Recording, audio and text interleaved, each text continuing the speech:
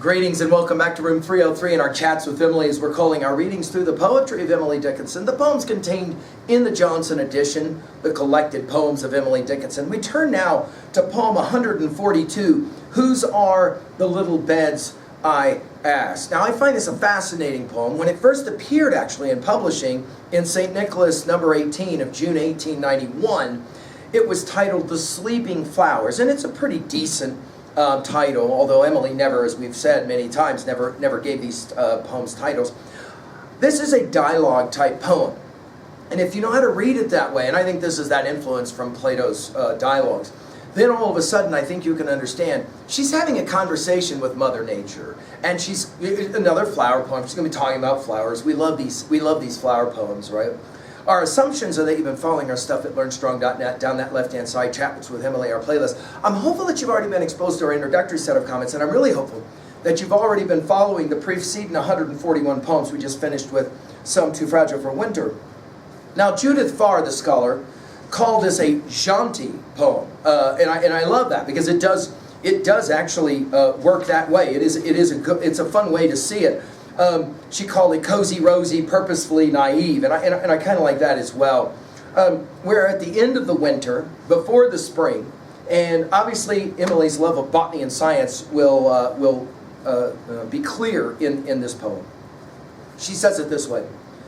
Notice it's a question answer with an answer. Whose are the little beds, I asked, which in the valleys lie? Some shook their heads and others smiled, and no one made reply. Perhaps they did not hear, I said. I will inquire again. Whose are the beds, the tiny beds, so thick upon the plain? 'Tis Daisy in the shortest, a little further on, nearest the door, to wake the first, little Leontodon. 'Tis Iris, sir, and Aster, Anemone, and Bell. Bartisa in the blanket red, and chubby Daffodil. Meanwhile, at many cradles her busy foot she plied, humming the quaintest lullaby that ever rocked a child. Hush! Epigea wakens. The crocus stirs her lids. Rendora's cheek is crimson. She's dreaming of the woods. Then, turning from them reverent, their bedtime 'tis, she said. The bumblebees will wake them when April woods are red. Now, there's so much about this poem to love. I love the first thing, the question, the second question, followed by an answer, and that answer we're going to argue is Mother Nature, right? Notice we'll begin with whose are the little beds. Now, we've already pointed out that in 172 poems of Emily's, she loves this word, little, and so emphasizing the fragility, right? I ask, which in the valleys lie? Some shook their heads and others smiled, and no one made reply. Of course, I'm Nobody, Who Are You will be a poem that we will study here. Nobody could give me the appropriate answer. Whose beds are these? Of course, here in a little bit, it's going to be cradles, right? Again, we're back to this idea of children at the end of the winter before the spring begins. And then, of course, the use of the word perhaps. And that takes us already to poem 696, as we've commented so many times. Emily loves the word perhaps. Acres of perhaps is 696. And I love that idea. Perhaps they did not hear, I said. I'll inquire again. Whose are the beds? The tiny beds. Tiny used in poem 55, and then we'll see it in poem 151 and 1097. It's the only times that she uses this word tiny. Tiny beds, of course, emphasizing the little tiny beds. So thick upon the plain. Notice we go from valleys to plains. And now the response. When we don't understand who the response is until later. That most likely Mother Nature. 'Tis Daisy in the shortest, 16 different poems she'll mention daisies. Of course, we've already seen her identify herself with Daisy. A little further on, nearest the door, to wake the first, little Leontodon. Now, this will take us back to poem 100. This is obviously the dandelion, the first, if you will, flower of the spring, although some people refuse to call it a flower, they call it a weed, right? 'Tis Iriser and Aster, and now she's just listing her favorite flowers. Bartia is the snapdragons and the foxglovers. In the blanket red, notice we'll finish with the word red, and chubby daffodil. Notice how, through our adjectives, she will personify these flowers. Emily spent so much time in her garden that her father, of course, appropriated for her, that she felt close to these flowers. As we've commented before, they are for her friends, right? And often her children. Meanwhile, at many cradles, speaking of children, her busy foot she plied. It's a brilliant image, right? So you've got children that you're trying to, rest, keep at peace, and you've got them in the cradle and you're trying to rock them with your foot. It's brilliant. Humming the quaintest lullaby that ever rocked a child. I love this idea that there is a time in the seasons when there is a lullaby that's being sung to the sleeping seeds. We can't help but think of Shelley's Ode to the West Wind in that opening first part where he talks so much about how the wind will produce, the seeds will blow, and then of course you'll have growth. And then the use of the word hush. It only gets used one time in all of her poetry, and it's right here. McGee awakens. This is that ground covering shrub of the early spring.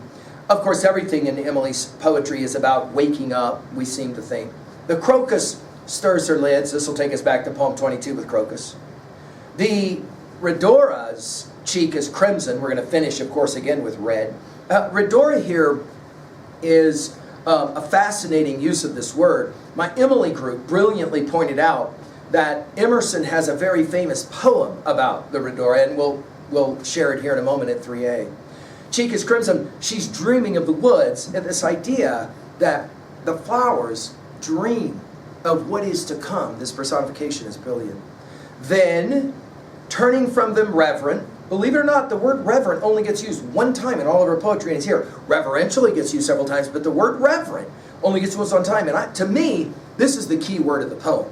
I mean, I understand that Afar calls this a Shanti poem, but to me, there's something more profound going on here. To me, I see this word reverent as something holy, something sacred. That is to say, this quiet, hey, you guys know when you walk into those church cathedrals and, I'll just pick Vienna. One of the things that we always point out when you walk into those churches is how still it is, how calm it is. Think about that as the time right before the dynamic season of growth that happens, of course, in April will be the last line, right? Then turning from them reverent, their bedtime 'tis, she said. The bumblebees, we've seen her love of bees, will wake them. Again, we're back to this notion of waking up. Makes us think of Thoreau's, we must learn to reawaken and keep ourselves awake, not by mechanical aids, but by an infinite expectation of the dawn. Is that not what we're dealing with here, of course? The bumblebees will wake them when April woods are red. And again, obviously, her use of the word red in this poem, I think, is significant. I can't help but take us back to poem 133. Remember this one? We already did it. As children bid the guests good night, and then reluctant turn. My flowers raise their pretty lips, then put their nightgowns on. As children caper when they wake, merry that it's morn. My flowers from 100 cribs will peep and prance again. All right, what's going on here at 3a? I think really, we all of us long and look forward to spring. It is, of course, Shelley who will say in Ode to the West Wind, if winter come, can spring be far behind. At 2b, I love the personification of the flowers. She is dreaming of the woods. I love that idea. And the dialogue form as well is fun, right? And Mother Nature having, humming the quaintest lullaby. I love that. At 3a, I mentioned poem 133. I like to think about Whitman's Song of Myself, passage 6, when the child comes to him and says, what is the grass? Go back and look at the beginning of this poem, and you'll see it. It's almost as if a child is asking, right? Whose are these little beds? And nobody can give an answer, and then Mother Nature will answer to the child who is the speaker, maybe in the poem. But my Emily group is responsible for pointing out to me that in 1834, Emerson published the Redora. And of course, it has one of the famous lines. And we've given full lectures on Emerson and all of his essays. We haven't annotated, however, this poem, so let's enjoy it for a few moments. In May, when sea winds pierced our solitudes, I found the fresh Redora in the woods, spreading its leafless blooms in a damp nook to please the desert and the sluggish brook. The purple petals fallen in the pool made the black water with their beauty gay. Here might the red bird come his plumes to cool, notice it's red, and court the flower that cheapens his array. Rhodora, if the sages ask thee why this charm is wasted on the earth and sky, tell them, dear, that if eyes were made for seeing, then beauty is its own excuse for being.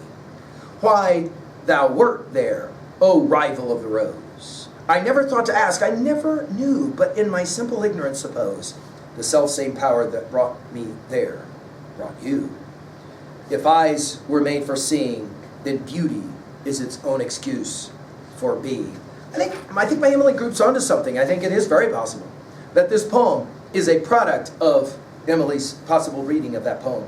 Finally, at 3B, how can we own a poem like this? What flower do you miss the most in winter and that you look forward to? The way I'm hopeful that you're looking forward to each of these poems that we're working through. Thank you.